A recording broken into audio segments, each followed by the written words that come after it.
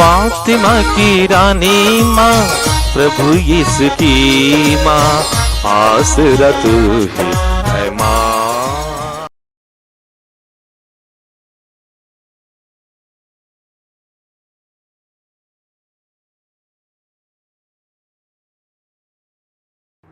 पहला पाठ संत योहन का पहला पत्र, अध्याय 4, पद संख्याएं 7 से 16 तक। प्रिय भाइयों, हम एक दूसरे को प्यार करें, क्योंकि प्रेम ईश्वर से उत्पन्न होता है। जो प्यार करता है वह ईश्वर की संतान है और ईश्वर को जानता है। जो प्यार नहीं करता वह ईश्वर को नहीं जानता, क्योंकि ईश्वर प्रेम है। ईश्वर हमको प्यार करता है, यह इससे प्रकट हुआ है कि ईश्वर ने अपने एकलौते पुत्र को संसार में भेजा, जिससे हम उसके द्वारा जीवन प्राप्त करें।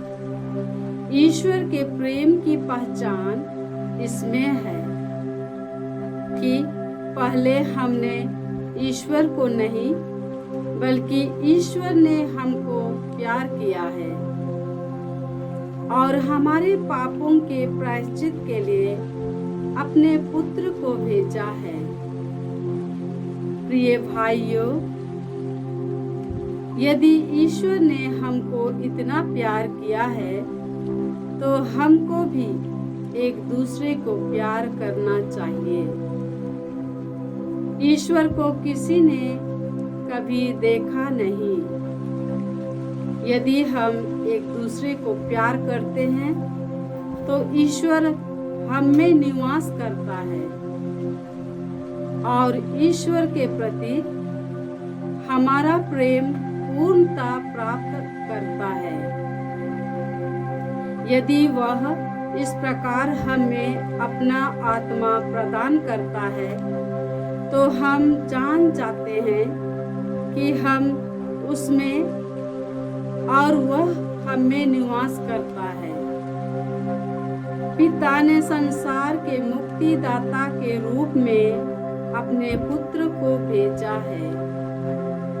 हमने यह देखा है और हम इसका साक्ष्य देते हैं। जो कोई यह स्वीकार करता है कि यीशु ईश्वर के पुत्र हैं, ईश्वर उसमें निवास करता है और वह ईश्वर में। इस प्रकार हम अपने प्रति ईश्वर का प्रेम जान गए और इसमें विश्वास करते हैं। ईश्वर प्रेम है और जो प्रेम में बना रहता है वह ईश्वर में और ईश्वर उसमें निवास करता है। प्रभु की वाणी। ईश्वर को धन्यवाद। भजन अनुवाक्य।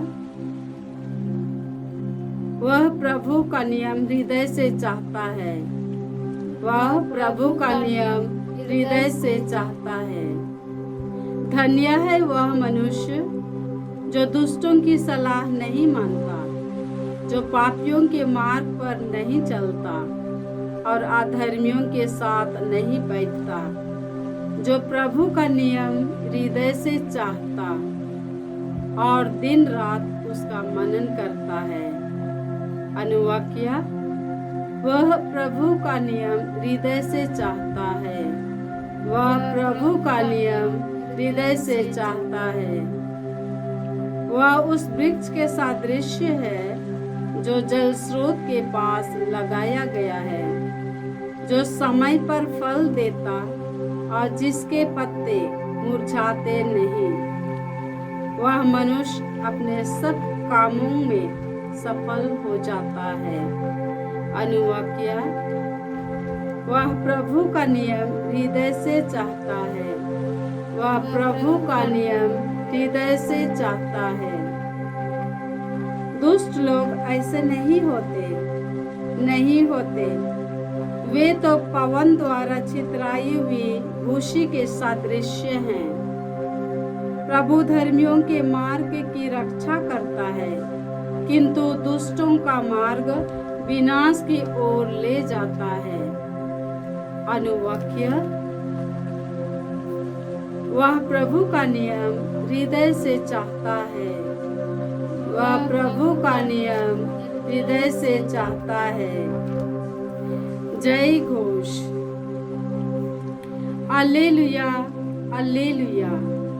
प्रभु कहते हैं, संसार की ज्योति मैं हूँ। जो मेरा अनुसरण करता है उसे जीवन की ज्योति प्राप्त होगी। हालेलुया। प्रभु आप लोगों के साथ हो और आपकी आत्मा संत के साथ। योहन के अनुसार प्रभु यीशु ख्रिस्त का पवित्र सुसमाचार। हे प्रभु तेरी महिमा हो। अध्याय 11 पद संख्याएं 19 से 27। इसलिए भाई की मृत्यु पर संवेदना प्रकट करने के लिए बहुत से यहूदी मार्था और मरियम से मिलने आए थे। जो ही मार्था ने यह सुना कि ईसा आ रहे हैं, वह उनसे मिलने गई। मरियम घर में ही बैठी रही। मार्था ने ईसा से कहा, प्रभु, यदि आप यहाँ होते तो मेरा भाई नहीं मरता। और मैं जानती हूँ कि आप अब भी ईश्वर से जो कुछ मांगेंगे, ईश्वर आपको वही प्रदान करेगा। ईसा ने उससे कहा, तुम्हारा भाई जी उठेगा। मार्था ने उत्तर दिया, मैं जानती हूँ कि वह अंतिम दिन पुनरुत्थान के समय जी उठेगा। ईसा ने कहा, पुनरुत्थान और जीवन मैं हूँ। जो मुझ में विश्वास करता है वह मरने पर भी जीवित रहेगा, और जो मुझ में विश्वास करते हुए जीता है वह कभी नहीं मरेगा। क्या तुम इस पर विश्वास करती हो? उसने उत्तर दिया, हाँ प्रभु, मैं विश्वास करती हूँ कि आप मसीह ईश्वर के पुत्र हैं, जो संसार में आने वाले थे।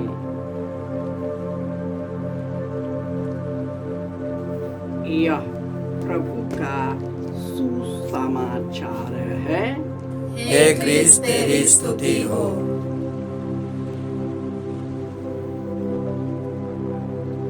ख्रिस्त में प्यारे भाइयों और बहनों, आज माता कलीसिया संत मार्था का पर्व मनाती है। संत मार्था और मरियम के बारे में दो घटनाएं जिक्र की जाती है। पहली बार जब यीशु मार्था मरियम के घर जाते हैं तो मरियम उसकी सेवा में उसके चरणों के पर पड़ी होकर उनके वचनों को सुन रही थी। और मार्था दिन प्रतिदिन घरेलू कार्य में फंसी हुई थी। यह देखकर कि मरियम यीशु के चरणों पर गिरकर सुन रही है, वह थोड़ा गुस्सा होकर कहने लगी, हे प्रभु, क्या मेरी बहन ने मुझे सब काम का भार छोड़कर मुझे पर छोड़ दिया है? उसे कहिए कि वह हाथ बटाए। और उसने कहा, मार्था मार्था, तुम दुनिया और संसार के चिंताओं में फंसे हो, लेकिन ईश्वर के लिए एक ही चीज उसे पसंद है। मरियम ने जो चुन लिया उसका स्थान नहीं लिया जाएगा।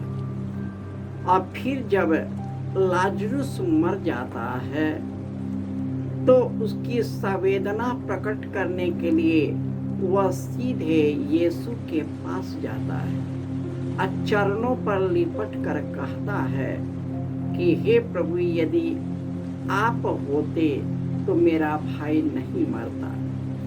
और धीरे धीरे यीशु मार्था का विश्वास इतना मजबूत करता है कि उस घटना के बाद मार्था का जीवन ही पलट गया। पुनरुत्थान के बाद, यीशु के दर्शन के बाद मार्था बहुत सारी सेवा कार्य में लग जाती है। यीशु के सुसमाचार और उसका साक्ष्य देती है और उसके लिए मर मिटने और कुछ भी करने को तैयार होता है। जब ईश्वर का अनुभव हमारे व्यक्तिगत जीवन में पड़ता है तो हमारा जीवन ही बदल जाता है। और जीवन इतना बदल जाता है कि हम ईश्वर के अनुयायी बन जाते हैं।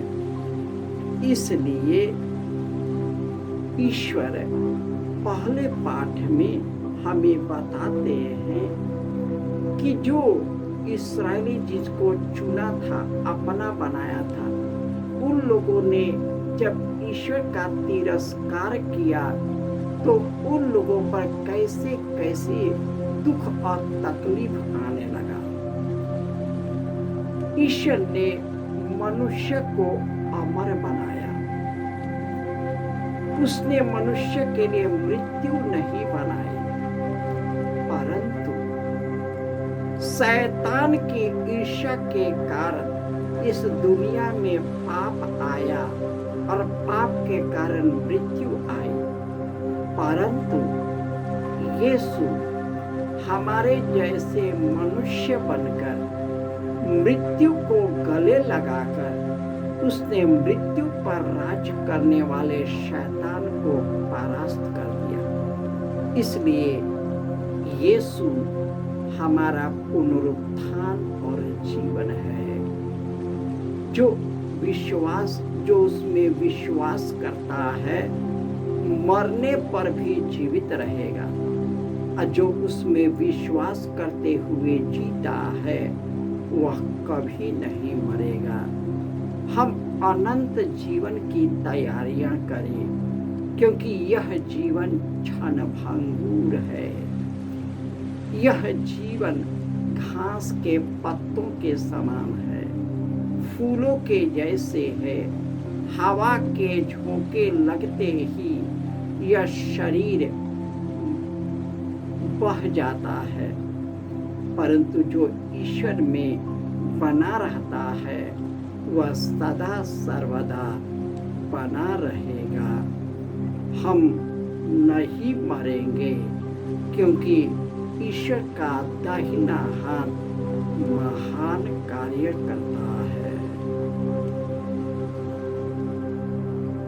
जय यीशु